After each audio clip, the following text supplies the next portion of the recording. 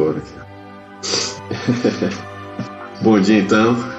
Vamos começar mais uma escola bíblica dominical. Hoje a gente vai falar efetivamente sobre o livro, né? Vamos começar a nossa peregrinação aí dentro do cristianismo puro e simples. Mas para não perder, né, pelo menos nesse primeiro dia que vamos efetivamente tratar sobre o livro, já que semana passada eu não li a Bíblia, vamos começar hoje com a leitura bíblica para criar o clima, né?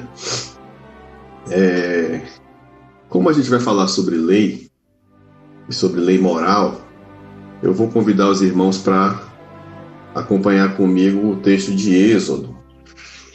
E é justamente quando Deus dá, Êxodo 20, né, quando Deus dá os conhecidos 10 mandamentos.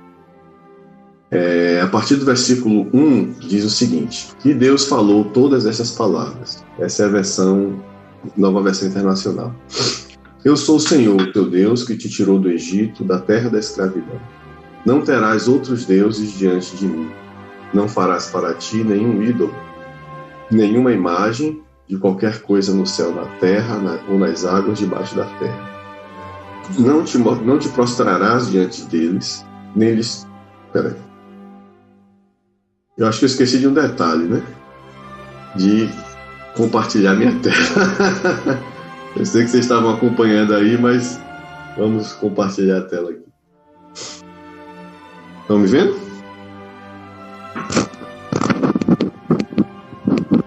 Beleza, então. Então eu estava aqui no versículo 5, né? Não te prostrarás diante deles, nem lhe prestarás culto, porque eu, o Senhor teu Deus, sou Deus zeloso, que castiga os filhos pelos pecados de seus pais até a 3ª e 4ª geração daqueles que me desprezam. Mas trato com bondade até 1000 gerações aos que me amam e guardam os meus mandamentos. Não tomarás em vão o nome do Senhor teu Deus, pois o Senhor não deixará impune quem tomar o seu nome em vão. Lembra-te do dia de sábado para santificá-lo. Trabalharás 6 dias e neles farás todos os seus trabalhos. Mas o 7º dia é o sábado dedicado ao Senhor teu Deus. Nesse dia não farás trabalho algum, nem tu, nem teus filhos ou filhas, nem teus servos ou servas, nem teus animais, nem os estrangeiros que moraram em tuas cidades. Pois em 6 dias o Senhor fez os céus e a terra, o mar e tudo o que neles existe, mas no 7º dia descansou. Portanto, o Senhor abençoou o 7º dia e o santificou. Honra teu pai e tua mãe, a fim de que tenhas vida longa na terra que o Senhor Deus te dá. Não matarás, não adulterarás, não furtarás, não darás falso testemunho contra o teu próximo. Não cobiçarás a casa do teu próximo, não cobiçarás a mulher do teu próximo, nem seus servos ou servas, nem seu boi ou jumento, nem coisa alguma que lhe pertença. Muito bem. Esse texto é um texto que traz não apenas regras de convivência, né? Como normalmente as leis civis são interpretadas, né? Tanto as leis civis quanto as leis criminais, né?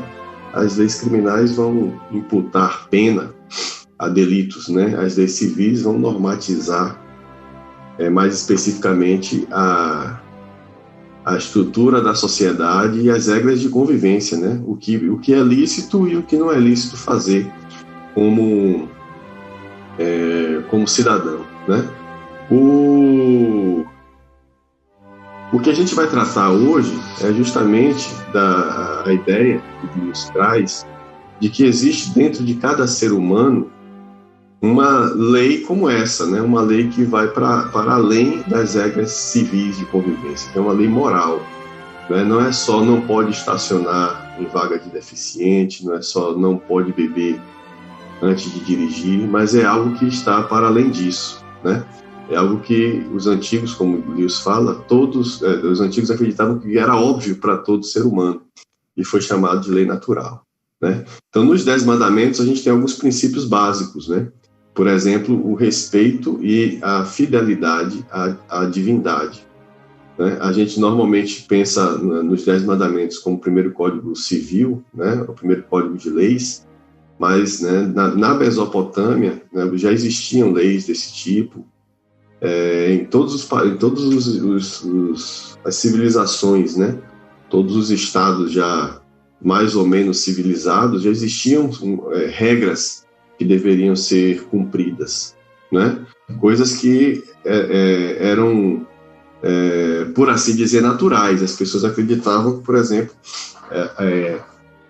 não matar gratuitamente, né, um outro ser humano, não roubar, era algo que todo ser humano deveria fazer, pelo menos dentro da sua própria comunidade. Haja visto, né, que para defender a sua comunidade, ou mesmo para expandir, né, os limites e o poder da sua comunidade, algumas coisas como matar e roubar, né, saquear, violentar, né, eram coisas não só permitidas, como estimuladas naquela época. Então, hoje a gente vai tratar disso e vai ver como Deus conduz a gente, né, sem especificamente falar em Deus, como ele vai gradativamente nesse primeiro livro nos conduzir à ideia de que a existência de Deus é inevitável, né? Mas antes, eu vou tratar com vocês do prefácio. Então, vou compartilhar mais uma vez aqui a minha tela.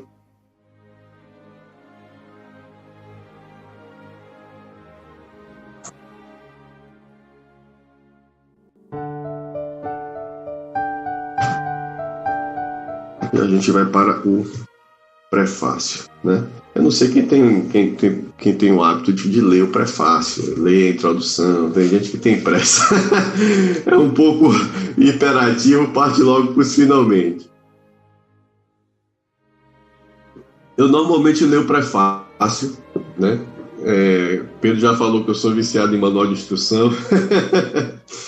Então eu gosto de ler manual de instrução, gosto de ler prefácio e tal, porque ajuda efetivamente a ter uma boa noção do livro, né?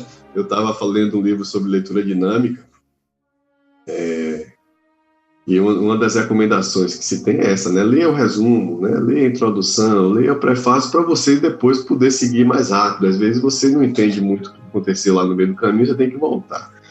Então, como não é um livro de ficção, é um livro que expõe as ideias, também não é exatamente um livro de filosofia, muito embora seja um livro de filosofia cristã, mas um livro, né, voltado para o público leigo, a comunicação é mais simples.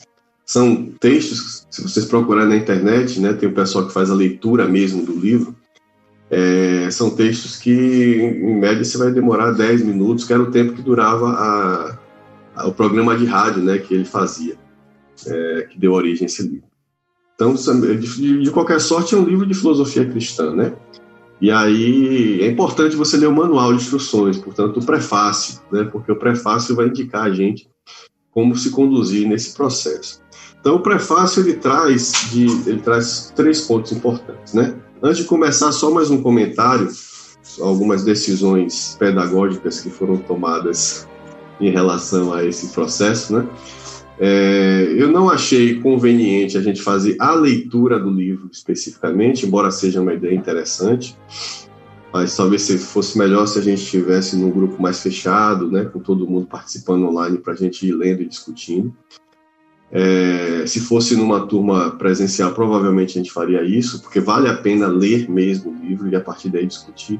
Mas eu quis manter esse clima de leitura. Então, eu fiz muitos recortes, né, daquilo que ele leu, daquilo que ele escreveu, e vou tentar comentar em cima disso, né? Para começar e para testar o tempo que a gente vai levar nessa peregrinação, eu vou trazer hoje somente o prefácio e o primeiro capítulo do livro 1, né, que já deu aí 30 e poucos slides. E aí a gente vai vendo como é que a gente conduz no decorrer dessa temporada. Enfim, continuando então, né, efetivamente começando a nossa discussão, o prefácio ele vai trazer 3 pontos, né, 3 informações importantíssimas do autor a respeito do livro, como proceder, qual é o objetivo, o que é que você vai ver, o que é que você não vai ver, né? E os 3 pontos são justamente os silêncios do autor, né?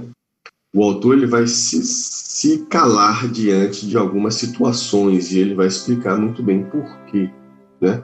Ele vai gastar um tempo importante, mas valioso, na explicação do uso da palavra cristão, como ele está usando, como ele vai usar ao longo de toda a obra, né? E é importante porque isso é um reflexo, inclusive, da própria atividade dele, né? Contra o relativismo, contra o modernismo, né? Que relativizava muita coisa, desde as artes, né? O Schumacher, que é um outro pensador cristão, vai discutir a arte mais ou menos nessa época aí, da Holanda, e Lewis vai fazer isso na literatura, né? Quem não teve ainda a oportunidade de ler A Abolição do Homem, é um livro que começa justamente pela premissa de ser uma crítica literária. A crítica é um livro proposto para o ensino fundamental lá na Inglaterra, né, para ensino de literatura. E aí o Lewis vai justamente bater em cima dessa visão humanista relativista, né, que centra muito no indivíduo e esquece da tradição, esquece das convenções, esquece daquilo que está para além da personalidade humana, né? E aí ele vai trazer um pouco dessa discussão aí no uso da palavra cristão. E na última parte do prefácio ele vai trazer exatamente quais são os objetivos. Então ele começa dizendo assim, com relação aos seus silêncios, né? E também aos objetivos já. Não oferecerei qualquer tipo de ajuda a ninguém que esteja em dúvida entre 2 denominações cristãs. Então o objetivo dele não é o proselitismo, por assim dizer, né? Esse livro não é voltado especificamente para alguém que já entende os princípios do cristianismo, mas ainda não se decidiu qual denominação ou qual tradição cristã é a tradição mais adequada, ou a mais verdadeira, ou a mais correta, né? Portanto, ele inclusive coloca aí não só as tradições reformadas protestantes, né, como a tradição romana, a tradição ortodoxa grega, a ortodoxa etíope, né? Então ele vai deixar aí a Armênia, né? Ele vai deixar tudo aí dentro do mesmo escopo, que é o que ele chama de cristianismo, né? Então há um cristianismo geral, existem princípios gerais entre todas as tradições cristãs, né? E é sobre esses princípios gerais que eu vou falar. A gente sabe basicamente que o princípio geral da tradição cristã é que Deus criou o mundo, né? Criou a humanidade, o homem pecou, caiu da graça, Deus preparou um plano de redenção, enviou o seu Filho, que é o próprio Deus encarnado, o Cristo morre, o Cristo ressuscita, o Cristo é glorificado, dispensa a sua graça novamente sobre aqueles que creem, né? E no final dos tempos, os crentes ressuscitarão e serão glorificados, né, para viver eternamente com o Pai. Então, essa é a narrativa cristã que, inclusive, diversas vezes a gente discutiu na nossa série sobre as doutrinas batistas, né? Então, o objetivo do livro é trazer para o leitor que não conhece o cristianismo, mesmo que tenha vivido em uma sociedade cristã, e nessa época a Inglaterra, né, já se posicionava como uma sociedade pós-cristã. Inclusive ele critica o fato de que a Inglaterra se torna pós-cristã sem nunca ter entendido de fato o que era o cristianismo, né? E é o que acontece na nossa sociedade contemporânea, né? Nos tornamos pós-cristãos como sociedade sem nunca ter entendido verdadeiramente o que era o cristianismo. E aí ele vai dizer, não vou aqui fazer proselitismo, né? Não vou defender nenhum tipo de denominação ou tradição cristã, nem a minha e nem a minha própria visão particular do cristianismo. Mas ele vai selecionar um grupo de informações que ele entende, né, que são informações comuns, né, que traçam a espinha dorsal do que podemos chamar de cristianismo, segundo ele mesmo, cristianismo puro e simples, né? Então, neste livro, minha intenção não é converter ninguém à minha posição particular. Desde que me tornei cristão, penso que talvez o melhor favor que possa fazer aos incrédulos que me cercam é explicar e defender a crença que tem sido comum a quase todos os cristãos de todos os tempos, né? Então ele vai trazer aí uma linha histórica, né, traçado desde os tempos apostólicos, e ele vai defender essa espinha dorsal, né? Inclusive ele vai falar sobre ele vai se omitir em relação a pontos específicos, inclusive que até hoje, né, colocam protestantes e católicos em lados opostos. Motivo para isso, né? Se insiste, por que ele não vai defender uma denominação especificamente? Se insistirmos em escrever e falar sobre isso, a possibilidade de desencorajarmos essa pessoa a ingressar em uma comunidade cristã é muito maior do que a de atrairmos para a nossa denominação. Nossas divergências não devem jamais ser discutidas, senão com aqueles que já acreditam que há um só Deus e que Jesus Cristo é o seu único Filho. Em outras palavras, roupa suja se lava em casa, né?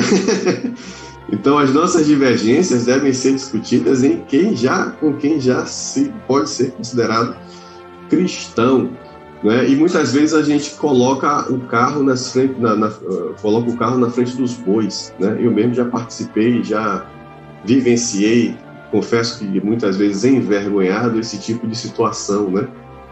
Uma situação em que um rapaz tinha sido preso, depois foi solto, e aí o pessoal da igreja foi visitar no mesmo momento em que uma outra denominação estava lá, né?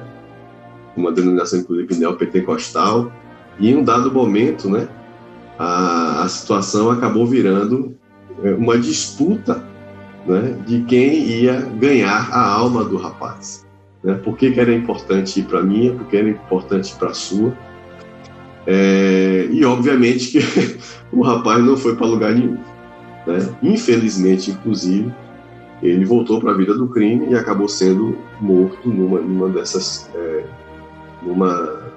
dessas ações criminosas, né?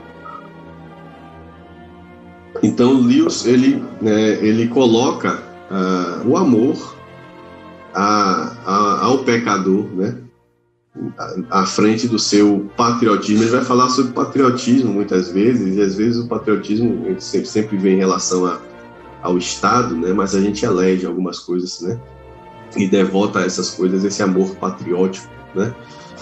Então ele coloca o amor às pessoas à frente do patriotismo, né? Como muitos pensadores fizeram. A gente falou sobre Bonhoeffer, né, que é uma pessoa que é contemporânea dele, e o Bonhoeffer,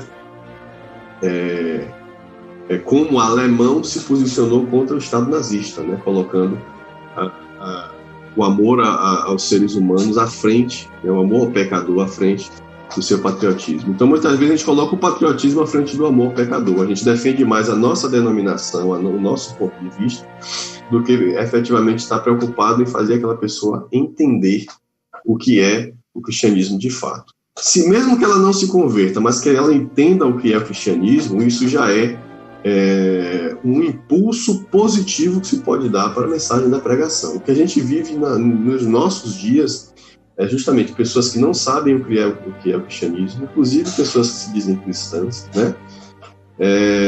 Ensinando um falso cristianismo, né? E fazendo com que esse cristianismo seja envergonhado e desacreditado na sociedade. Em função desse zelo, ele se omite de propósito acerca de temas controversos, né? Por dois motivos, né? Primeiro, porque há questões cujas respostas ainda não foram dadas. Então a gente pode passar aqui a eternidade discutindo sobre o milênio, pode passar a eternidade discutindo sobre a eleição. O fato é que ninguém tem a resposta, nem arminianos, nem batistas, nem calvinistas, sabem, nem católicos romanos, né? Tem obviamente posições firmadas, né? Os batistas menos, são mais maleáveis em relação a isso. mas católicos arminianos e calvinistas já têm posições firmadas, né? Mas se a gente for parar para pensar, nenhum deles tem a verdade, né? Porque isso é um mistério, né? A Trindade é um mistério, né? Então ele admite que existem questões que simplesmente ele não pode falar porque ele não sabe. No entanto, existem outras que ele poderia falar, né? Mas, como ele fala, não estou escrevendo para expor algo que eu poderia chamar de minha religião, mas sim para expor o cristianismo puro e simples. Então ele não vai se ater aos detalhes e às divergências doutrinárias, mas ao que é supostamente comum. Um exemplo que ele dá é justamente o exemplo da Virgem Maria, né? Como a Virgem Maria é encarada no catolicismo romano e no protestantismo, né? No catolicismo romano, ele diz, a defesa da mãe, a defesa da Virgem Maria, não é uma defesa comum de um ponto doutrinário. É a defesa de alguém que está defendendo a sua própria mãe. Portanto, isso extrapola, inclusive, os limites da razoabilidade e da racionalidade, né?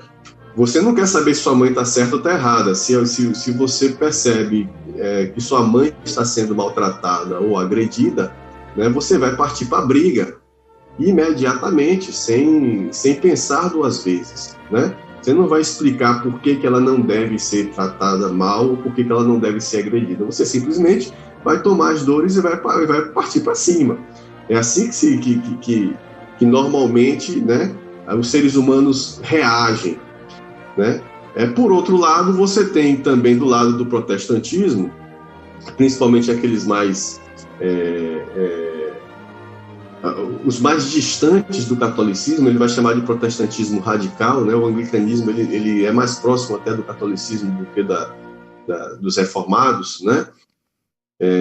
Então ele vai dizer que o protestantismo, né, e na época dele, né, ainda existia uma tradição puritana e batista muito forte, né, na Inglaterra.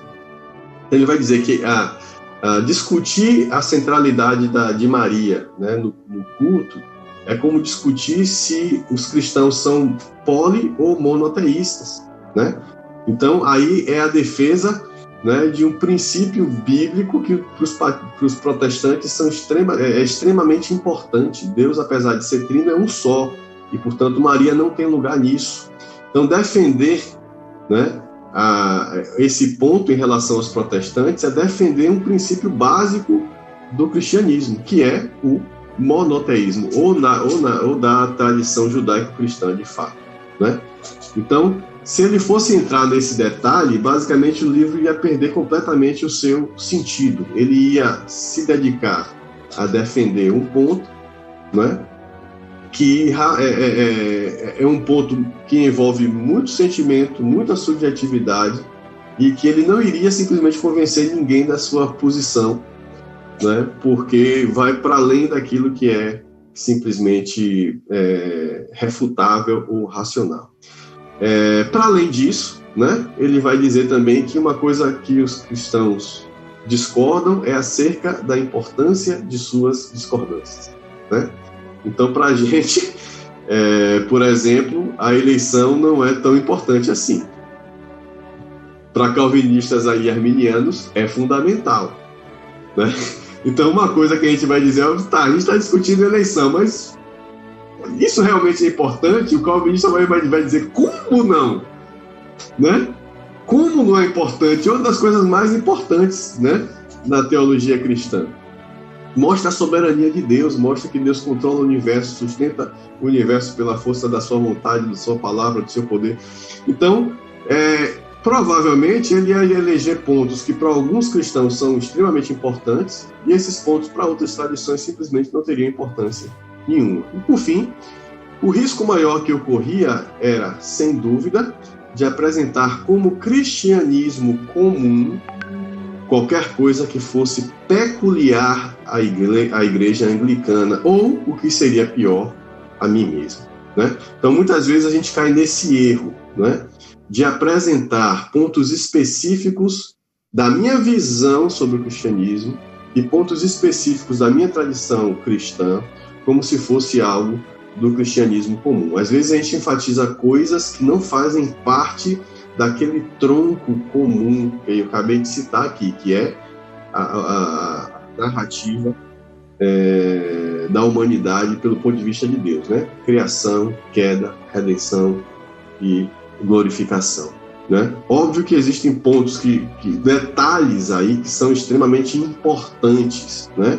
E esses detalhes, no final das contas, vão gerar as várias denominações. Mas, né, às vezes a gente, né, no nosso dia a dia, dentro das nossas próprias igrejas, queremos impor aos nossos próprios irmãos que já são cristãos uma visão de cristianismo que é nossa e às vezes nem é mesmo da nossa tradição ou da nossa denominação cristã.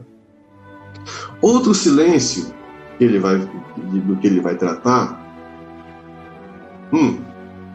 Bom, antes de partir para esse silêncio, uma das coisas que ele consegue fazer, portanto, ao não entrar nesses detalhes, é refutar a ideia comum de que, segundo ele, se omitirmos os pontos divergentes, todo o restante seria um vago e minguado máximo divisor comum. Isso é uma acusação que se faz muito contra o cristianismo, né? Por que existem tantas denominações cristãs? Por que né, existe tanta divergência entre vocês? Né? Praticamente, se somar o que vocês têm em comum, não sobra praticamente nada, o que significa dizer que se todo mundo diz que é cristão, mas cada um fala uma coisa completamente diferente, o cristianismo não é verdadeiro. Então, isso é uma acusação retórica a respeito da natureza do cristianismo e da sua validade, né, da sua legitimidade. E ele diz justamente o contrário, que quando ele fez isso, né, no trabalho, na obra dele, umedecer que somou, né, de forma evidente, é muito mais consistente do que os acusadores gostariam que fosse, né? Então ele vai dizer, na verdade, né, o MDC, o máximo divisor comum, aí lembrando a matemática para quem é do século passado, é algo não apenas positivo, mas também pungente, que se distingue das crenças não cristãs por um profundo abismo que não é em nada comparável, nem mesmo às piores divisões internas do cristianismo. Então, apesar de todas as divisões que existem, se você pegar esse núcleo comum do cristianismo, ele ainda é substancialmente diferente das outras religiões. Então, existe um núcleo duro, né? Um cerne do cristianismo que é extremamente consistente e que, excluindo ainda as piores divisões, e aqui na nossa realidade a gente pode falar entre 3 grandes divisões atualmente, antigamente eram 2, atualmente eu diria 3, né? O catolicismo romano, o protestantismo e o neopentecostalismo, né? E daqui a algum tempo a gente pode até discutir se o neopentecostalismo continua sendo cristianismo, né? Em função do que ele vai dizer do que é cristão. Então, se a gente pegar essas 3 grandes divisões, né? Ainda assim, hoje, você vai ter um núcleo comum que difere essas visões, essas tradições cristãs, substancialmente, significativamente, de todas as outras religiões do mundo, né? Então, isso é um ponto, né, que é importante para afirmar a legitimidade da fé cristã, apesar de todas as suas divisões, que, no meu ponto de vista, são mais salutares do que degenerativas. Né? Degenerativa né? Porque está divergindo em vários pontos, mas degenerativa no sentido de minar a credibilidade. Na verdade, eu acho que aumenta a credibilidade do cristianismo. E aí ele vai falar sobre outros temas controversos, né? Que não dizem respeito especificamente à teologia, à doutrina. Ele vai falar sobre os temas morais. Ele vai dizer o seguinte, tenho certa relutância em falar muito de tentações às quais eu mesmo não estou exposto. Parto do pressuposto de que nem todos são tentados por todos os pecados, né? Recentemente, quando eu li esse texto novamente, eu me lembrei muito disso. A gente viveu uma situação extremamente delicada, né, que foi da criança que foi estuprada pelo tio e engravidou, e os pais da criança tomaram a decisão de fazer o aborto, E a gente viu a briga na rede social em que todo mundo se preocupou em defender o seu ponto de vista sobre aquilo, tanto os pró quanto os contra aborto usaram a criança como objeto para defender os seus próprios pontos de vista de legalização ou de proibição, ou de manutenção da proibição, e as pessoas esqueceram da própria criança, né? Assim, eu obviamente sou contra o aborto, mas eu confesso a você que eu não saberia, né, que decisão tomar naquela mesma situação, né? Só quem vive pode, e eu digo nesse caso específico, né, só quem vive tem a competência para decidir. E eu particularmente acredito que, muito embora eu seja contra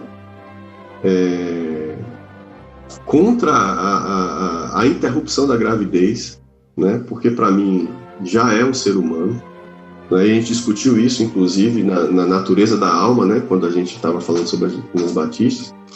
Eu me coloco na posição de Lewis, né?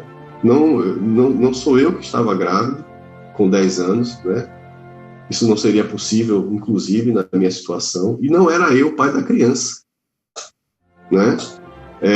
E aí ele vai falar, ó, também não falei nada a respeito do controle de natalidade, né? Porque ele fala antes do jogo. Ele não era... Isso não era um dos pecados dos quais ele podia relatar. Ele não era atentado em relação ao jogo. Muito embora ele sendo solteiro, né, quem escreveu o livro, ele fala sobre sexo e fala sobre matrimônio, né? Então ele vai dizer assim, ó, não falei nada a respeito do controle da natalidade, pois também não sou mulher e nem mesmo casado ou um reverendo. Portanto, não me vejo em condições de defender uma posição firme sobre sofrimentos, perigos e o preço daquilo de que estou protegido. Além disso, também não exerço nenhuma atividade pastoral que me obrigue a isso. Então, como eu não sou pastor Cleves, no caso da menina, eu realmente não me sinto obrigado a me posicionar, né? Porque, como pai, de certa forma, eu consigo entender o dilema dos pais naquele momento, né? E evidentemente tem coisas que a gente só pode confiar na graça e na providência divina, né? Eu particularmente acho que aquelas pessoas que foram à frente da delegacia, né, se manifestar, tanto pró quanto contra, né, erraram muito, particularmente os cristãos, né, porque deram um testemunho, na minha opinião, de que estavam mais importados em defender um ponto específico do que com a vida das pessoas que estavam envolvidas ali. E, por fim, a gente entra aqui no uso da palavra cristão, né? Então, Lewis é bem claro, tácito, ao dizer que ele vai falar sobre, vai usar a palavra cristão especificamente para se referir a pessoas que aceitam as doutrinas comuns do cristianismo. Por que ele está fazendo isso? Porque o modernismo vai trazer, né, a ideia de que não existe uma verdade. Basicamente isso, não existe uma verdade absoluta, cada um tem a sua. Portanto, o conceito de cristão muda, né, a depender da forma como você o qualifica, né? E ele vai dar um exemplo de como isso aconteceu com uma palavra em inglês que é gentleman, que hoje em dia é usado como sinônimo de uma pessoa gentil. Ao pé da letra seria a pessoa gentil, né? A gente pode traduzir como cavalheiro, né? Inclusive o título em inglês para isso que é o Sir, né? O gentleman. Então ele diz o seguinte, ó, não é possível que muitas pessoas que não creem nessas doutrinas possam ser mais genuinamente cristãs, estando mais perto do Espírito de Cristo do que outras que creem. Isso é a principal objeção quando ele usa a palavra cristão, no mesmo sentido em que atualmente a palavra gentleman é usado, né? Por que ele usou isso, né? Porque antigamente gentleman era um título, era o cavaleiro ou cavalheiro, o ser, né? Era a pessoa que era dona de terras e recebia a responsabilidade de tomar conta das terras e das pessoas que habitavam lá, né? Essa pessoa poderia ser um lorde bom e justo, ou poderia ser um lorde cruel e injusto. Não era o fato dele ser cruel que dava a ele o direito de usar o título gentleman, ou bom, né? Ao contrário, né? Não era o fato dele ser um bom lorde justo, né? Que dava a ele o direito de usar o título gentleman. Não era o fato de ser um lorde cruel e injusto que retirava dele o direito de ser gentleman, né? Porque gentleman era simplesmente um título usado para descrever pessoas que possuíam terras. Com o passar do tempo, alguém fez a mesma pergunta que fizeram aos cristãos, né? Não seria mais correto, né, usar a palavra de homem gentil para pessoas que fossem realmente gentis, né? E aí ele diz que isso, obviamente, é óbvio que está coberto de boas intenções, mas no final das contas é que hoje em dia gentleman é uma palavra que não tem mais utilidade. Por que não tem mais utilidade? Porque ela não descreve mais o que descrevia, que era o título do cavaleiro ou do cavalheiro. E ao mesmo tempo você tem muitas outras palavras que serviriam para classificar a pessoa como uma pessoa gentil, né? Uma pessoa boa, é uma pessoa boa. Né? Ela não é um gentleman, porque ela não tem terras. Antigamente era assim. Hoje ela é um gentleman, mas eu poderia usar outros adjetivos para expressar a mesma qualidade.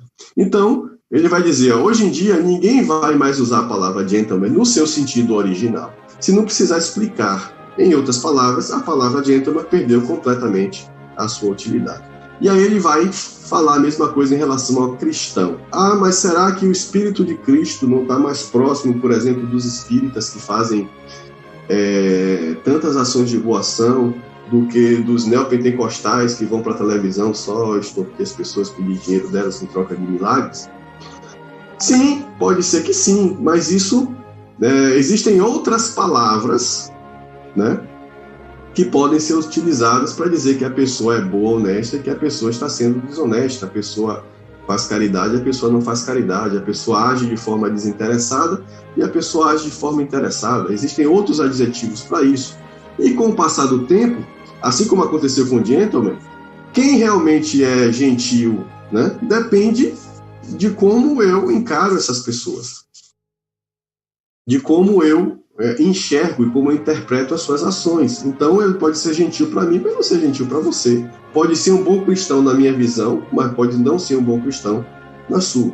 Então ele faz esse ataque, né, ao modernismo, que é comum, né, a sua trajetória acadêmica produtiva. E ele vai dizer assim, ó, quando uma palavra deixa de ter função descritiva e se torna meramente um termo de louvor, deixa de apresentar fatos sobre o objeto e passa a representar a atitude que o falante tem dele, né? Ele vai chegar à conclusão de que em um dado momento, se a gente partir por esse caminho, nem nós cristãos poderíamos nos referir aos outros como cristãos, né? Porque a gente estaria julgando, e a Bíblia nos proíbe julgar. Já que cristão se refere a alguém que está mais próximo do Espírito de Cristo, eu não poderia dizer, por exemplo, que Evelyn é cristã ou que Beto é cristão, porque antes de tudo eu estaria julgando ele, né? Um bom julgamento, é claro. Mas se eu não posso dizer que ele não é cristão, eu também não poderia dizer que é cristão, porque eu estaria julgando também por omissão as pessoas a quem eu não me refiro como cristão.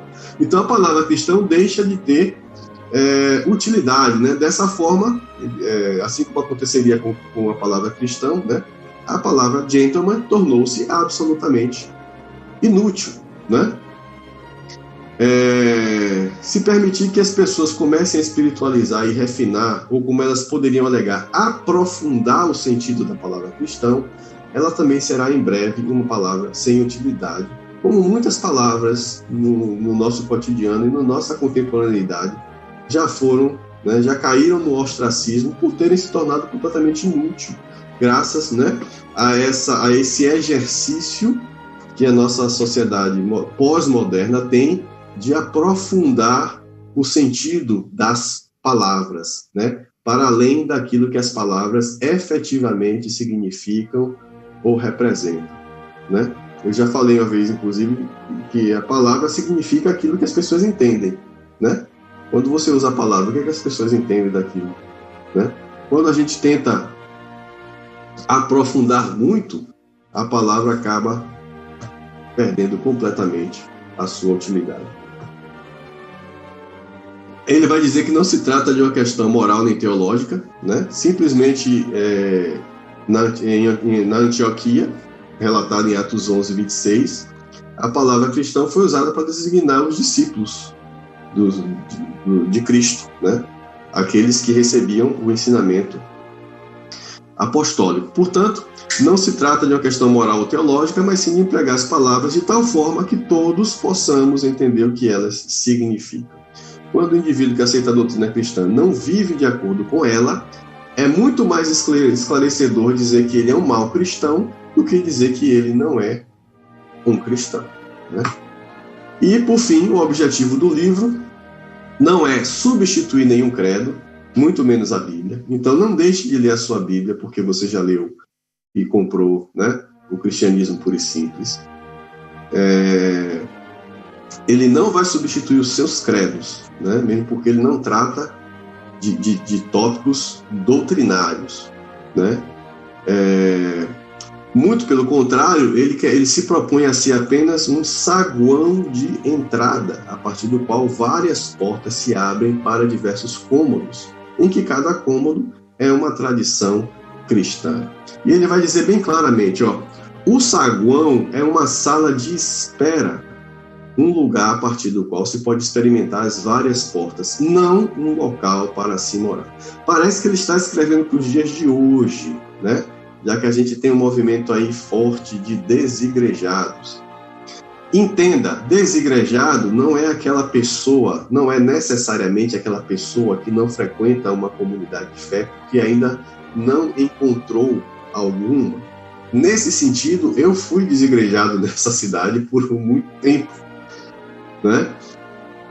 Pelo menos uns 6 anos aí eu passei meio que desigrejado, mas encontrei a minha comunidade de fé nesse período, me reuni com a família de um amigo meu e a gente continuou exercendo, né, as atividades como igreja dentro de casa, né? Se eu não tivesse encontrado esse amigo, provavelmente eu continuaria com a minha própria família até achar, porque eu estava no chamado saguão, né, na sala de espera. Eu não estava lá acampado, como ele vai dizer, eu estava lá esperando alguma daquelas portas se mostrar a porta mais correta, né, para eu entrar. Um dia eu achei, né, entrei na porta da IBAG e fui congregar e exercer lá as minhas atividades cristãs, né, junto com a minha comunidade de fé.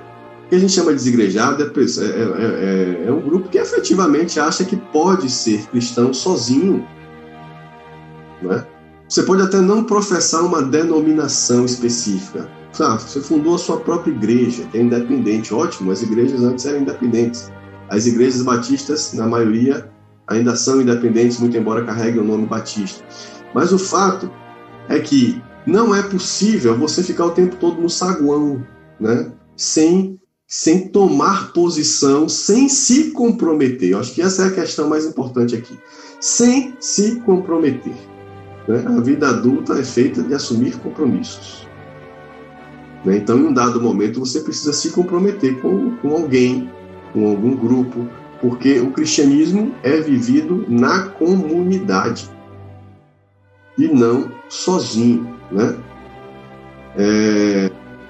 Não vou me delongar mais nisso. Ele vai dizer assim, algumas pessoas podem ter de esperar no saguão mais tempo que as outras. Só Deus sabe o quanto e porquê. Na verdade, isso aqui foi o que resumi, né? O que ele disse de fato foi.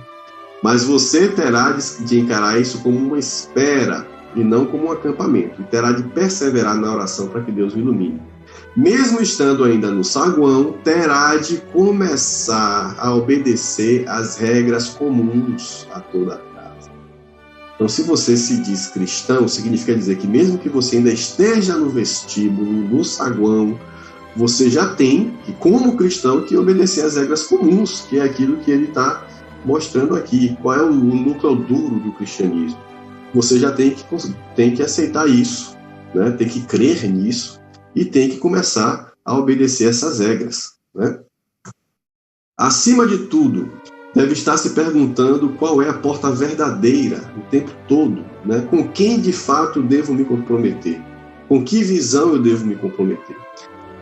E não pensando em qual lhe agrada mais por sua aparência externa. Em poucas palavras, a questão nunca deve ser: será que esse tipo de culto é do meu agrado?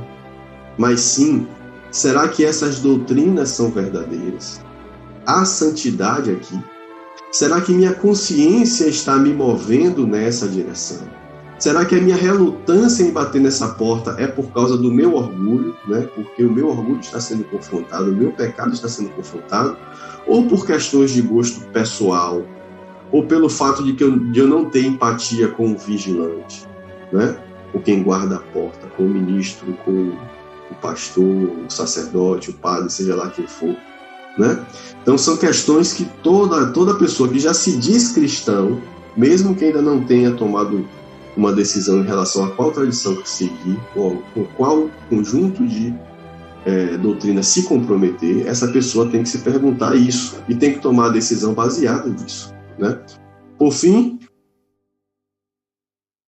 aí serve para todo mundo que já entrou por alguma daquelas portas: quando você tiver alcançado o seu próprio cômodo, seja gentil com aqueles que escolheram portas diferentes da sua e também com aqueles que ainda estão no saguão. Ou seja, tem cajadada aí para cima de todo mundo, né? Se eles estiverem errados, vão precisar ainda mais de suas orações. E se eles forem seus inimigos, então você tem ainda mais a obrigação de orar por eles. Olha só como é genial isso, né? Essa é uma das regras comuns a toda a casa. Né? Se eles estão de lados opostos, a gente tem consciência de que eles estão no erro. O nosso propósito e a nossa obrigação é orar por eles. E não ficar batendo boca na rua ou na internet, como muitas vezes isso acontece. E isso é uma das regras comuns a toda a casa. Tem uma citação aqui que é refutada, né, para Agostinho de Hipona, em relação à unidade cristã, né? Nas coisas necessárias, a unidade. Nas duvidosas, a liberdade. E em todas, né, sejam as necessárias ou as duvidosas, a caridade. E a gente tem que entender, aí mais uma vez, né? Lewis, a gente tem que dar mão à palmatória a Lewis. Mais uma palavra que perdeu o sentido. Caridade, né? Caridade hoje é sinônimo de boa ação, mas é uma palavra que na sua origem, na sua etimologia, significa amor cristão genuíno. Isso é o sentido de caridade. É por isso que lá em Coríntios 13, na versão de Almeida, está escrito caridade e não amor. E aí, quando eu era mais novo, quando eu era embaixador, eu preferia amor, né? Porque eu já abstraía a palavra caridade no sentido de boa ação, e não no seu sentido original. Então essa é mais uma das palavras que nós, humanos modernos, conseguimos tornar inútil, né? Eu não consigo mais usar caridade nesse sentido se eu não explicar historicamente o que ela significa, ou seja, ela perdeu o sentido. Né? Então eu poderia dizer, e em todas, o amor verdadeiro cristão. É mais fácil e mais rápido do que eu ter que explicar o sentido da palavra caridade. Então mais uma do velho Agostinho aí, para dar na nossa cara. E aí a gente entra. Repare que só o prefácio daria uma aula, né? Deixa eu até ver aqui como é que eu estou de tempo.